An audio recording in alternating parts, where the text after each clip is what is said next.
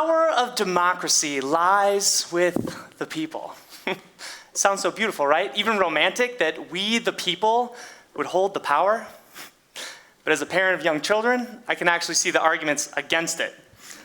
You see, we have 4 kids now and 2 parents, so it's not too difficult to imagine what a democratic majority-led household might look like. Imagine a vote on bedtime. I can see my 7-year-old son leading the coalition of rabble-rousers to completely abolish it because, you know, he hates sleeping.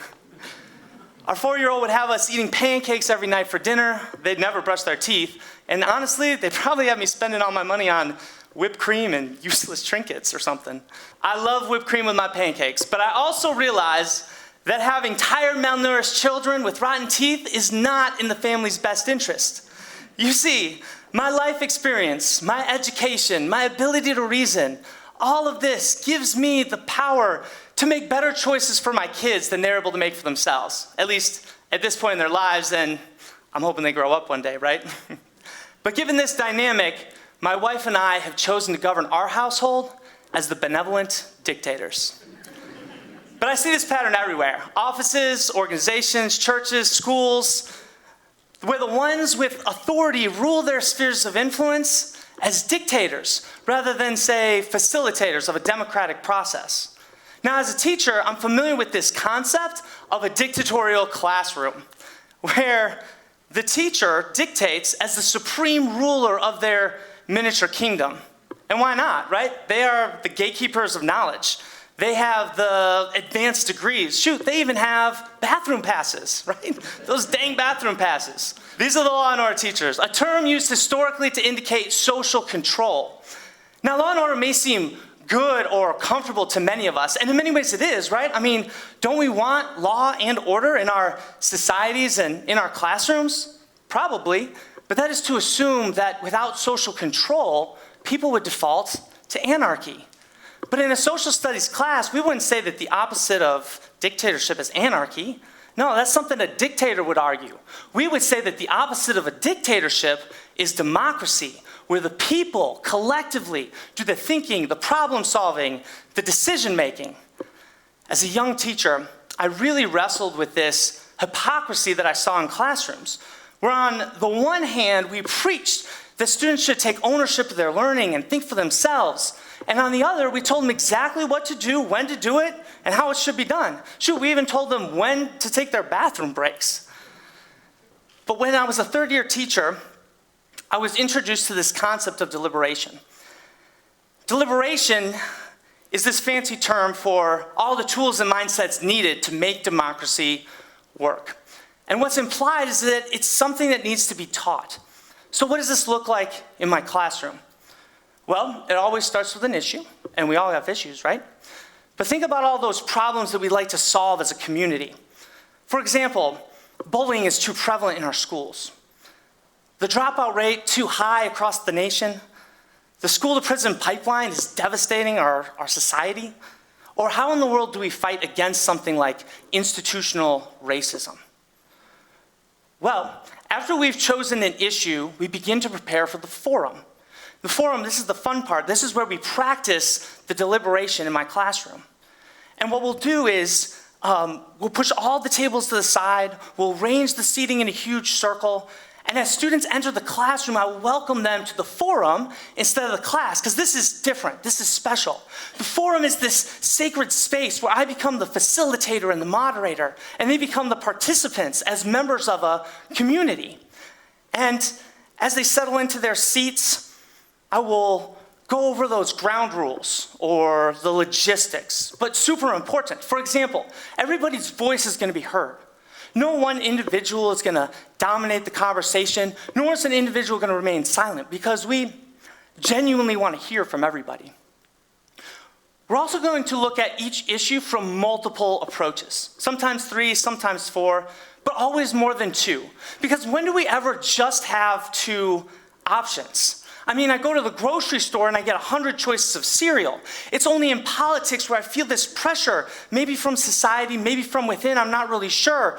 But I feel like my only 2 choices are between Democrats and Republicans, conservative or liberal, pro this or anti that. But the reality is these are all false dichotomies. And it's that type of framework that misses the nuances of the issue. It's centered on debate and actually discourages compromise.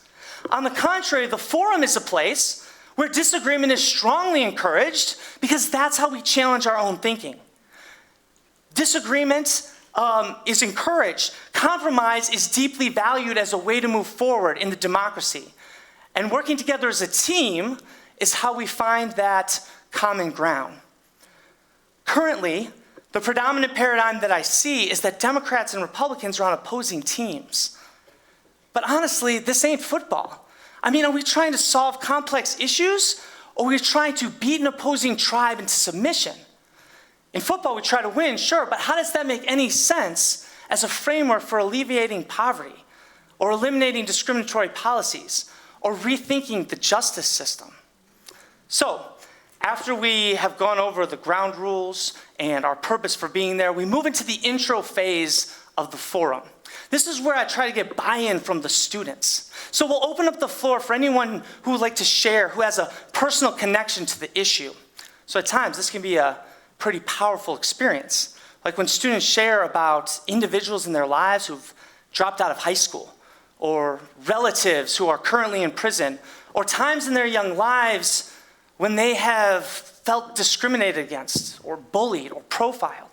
But it's this buy-in that's crucial as the groundwork for building a consensus that this issue is important and it should be addressed by our community. So at that point, we can then dive into the various approaches. Now, because all communities have limited resources and time, no one's invented the unlimited resources button, it's going to be essential to deeply dive into the costs, benefits, drawbacks, trade-offs of each approach.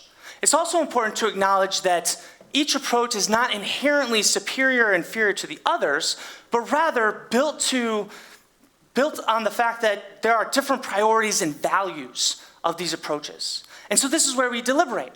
The students will lay out all of their priorities and values, their assumptions and biases, what they know and what they don't know about the issue. And all of that to be challenged in the forum so that we can begin to understand how we can tackle this issue as a community rather than as an individual. So after we've adequately addressed each approach, we'll move into the reflection phase, specifically looking for common ground. What is it that most of us agree upon? This is often something that I'll let them take home, and I'll encourage them or ask them to meditate on it so that when they return the next day, we're ready for action.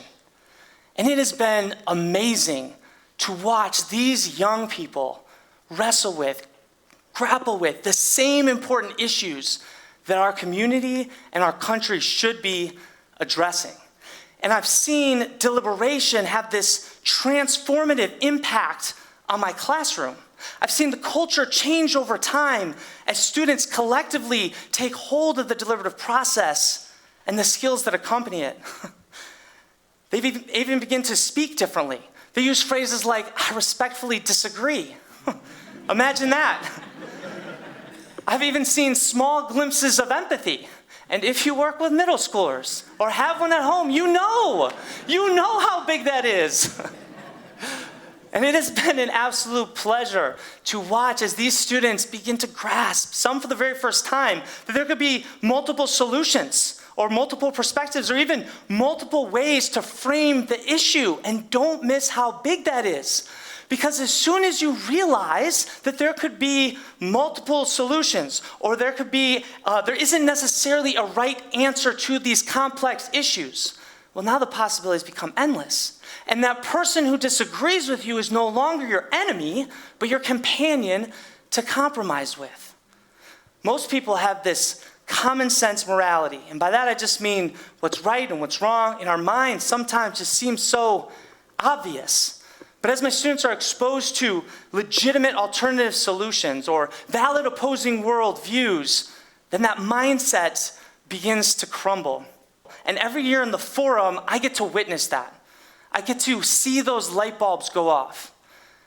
And when they get it, when my students finally get it, and they finally realize that we're all on the same team trying to solve the same issue, and once they finally understand that all these different people are just seeing the issue through a different lens, they come with different experiences and they hold a different set of priorities. At that point, we are ready to tackle this issue as a community and take action steps forward. Because really, the forum is just a fun exercise if action doesn't follow. So, my students have written their policymakers.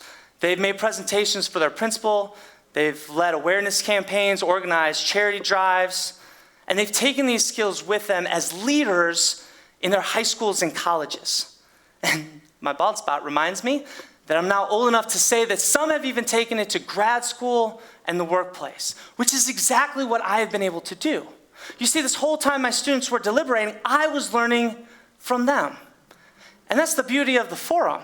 You see, it's my 13 and 14-year-old students this whole time who have been challenging me, challenging my preconceived notions, my assumptions, my worldview, my common sense morality.